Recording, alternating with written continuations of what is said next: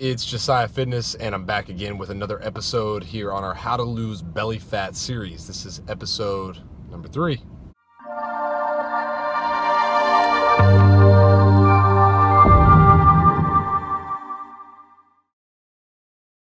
All right, y'all. So Josiah Fitness here, talking about how much cardio should you do when trying to lose belly fat or just body fat in general. And so one thing I want to make really clear for a lot of the people watching, you might be thinking, well, I've heard you can't target belly fat. And the truth is you can't, right? It's just, I know that most of us are, hoping to lose belly fat, when we go about a fat loss journey, right? So, I titled the series How to Lose Belly Fat because at the end of the day, a lot of us carry body fat all over the place, our legs, back, arms.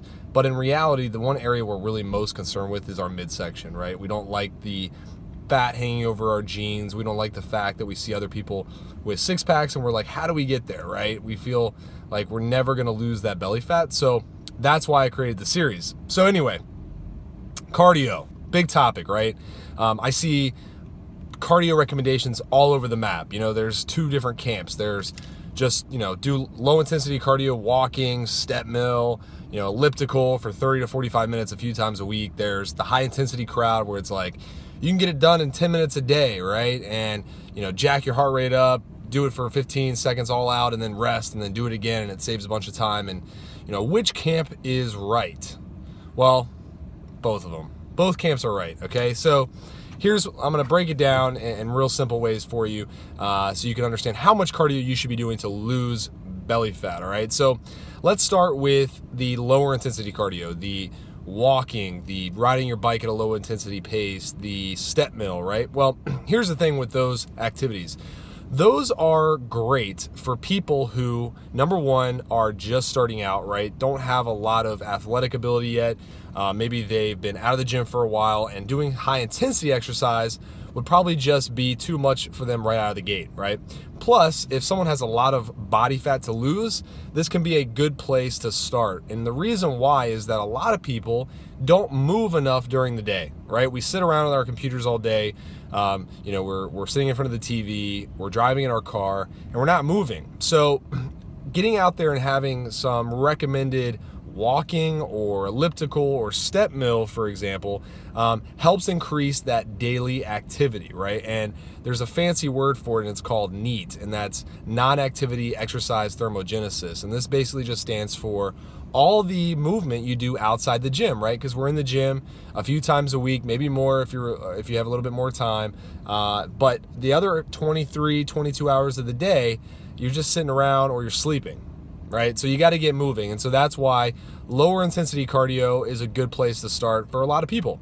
Now, if you are a little leaner, right, and maybe, you just have, call it 10 to 15 pounds to lose in order to have, a nice set of abs, high intensity cardio is not a bad thing to include because there's a lot of studies that show the metabolism is actually improved by doing high intensity cardio. Especially right after the actual session itself. So a couple things to remember with high intensity cardio. It is great for saving time. It's great for keeping the metabolism healthy. The body has a hard time adapting to it. So with lower intensity cardio, if you're overdoing it, if you're doing, an hour a day right out of the gates, the body is going to adapt to that very easily, and thus your metabolism will come down and you'll have a hard time losing weight eventually, right? But high intensity cardio is the exact opposite. It's very hard for the body to adapt. It's very similar to training with weights. And so a couple things to remember is that it does require a lot of recovery after you're done with your high intensity session. So you can't do high intensity every single day. I mean, some people, some genetic freaks out there probably can. If you try and go and do high intensity cardio every single day on top of your resistance training program, you're probably going to run into some issues with recovery pretty fast, right? And so your progress is going to slow down and you're going to have a hard time keeping up with the program that you put in place for yourself, right? So what I recommend for most people is general cardio just for health, right? Just to start. So I like just getting people moving. You don't necessarily have to hop on a treadmill. You could just walk outside. One very strong habit that I've implemented into my week is having some power walks, not necessarily just to burn calories and lose fat, but to really just clear my mind and for health purposes, right? So I do that. And then High intensity cardio is kind of one of those things you can throw in from time to time to improve athletic performance, to improve your metabolism, and to lose fat, obviously, if your body can handle it and you can actually perform proper high intensity cardio. Because one thing when it comes to high intensity cardio that a lot of people get wrong is they don't do it at a high enough intensity. They think that jogging on the treadmill for 30 seconds followed by walking is high intensity, or running at a decent clip is high intensity. That's not true. High intensity cardio should be done all out intensity for 10 to 15 seconds. That's why it's really hard to perform at the proper rate of intensity, because let's face it, on a treadmill, to get up to the max intensity for running, it takes a lot, right? You got to be going at a real high speed. It's kind of dangerous. And a lot of treadmills won't even allow you to get to sprinting speed, right? So there's other ways to do it. You can do things like burpees as fast as you can. You should be really out of breath. You can go outside and do sprints if the weather's nice enough. Right now it's a little cold where I am, so it's hard to get out there and do a lot of sprints. But there's ways to set up high intensity cardio to make sure you're actually performing it at the proper intensity. So I'm giving a lot of information to you guys. So the answer is how much cardio should you be doing? Well, it depends, right? Don't start out with lots and lots of cardio. Don't do cardio every day to start out if you haven't been doing anything, right? If you're training for an athletic event, then that's a different story. You might have a specific cardio protocol that you need to be doing. Running, a lot of people ask me about running, right? And so running is kind of one of the things I have mixed feelings about it, right? Because at the end of the day, cardio, I like to think of either low intensity or high intensity. That middle ground, that running intensity, some people can get away with it. Some people really enjoy running and they can get really lean and keep a lot of muscle. It's kind of dependent on the person.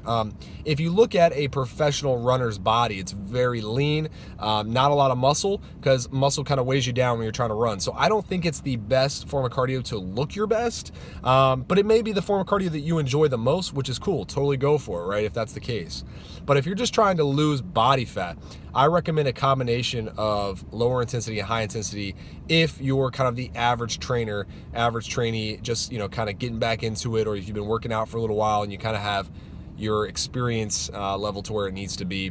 If you're just starting out, I suggest trying to just get walking, get moving. Once you've lost some weight and you're starting to get in the groove, then you can start adding things like high intensity.